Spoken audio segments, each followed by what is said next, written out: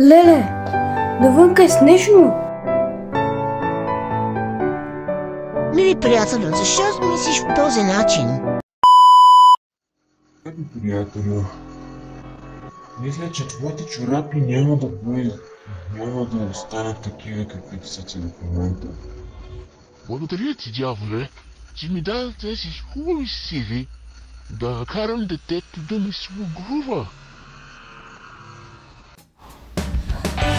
Мисли, че това е твоят единствен план, който на Хелоуин ме познаваха като маскираният трол.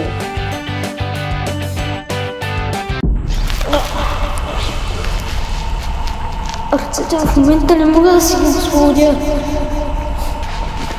Не мога да избягам, защото ръцете са ми завързани тук в стая, че не мога изобщо да се помръдна от тук. Какво става?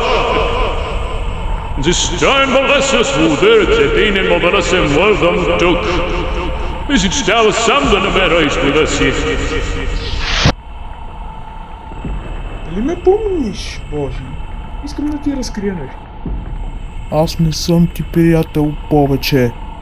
Беше понякога.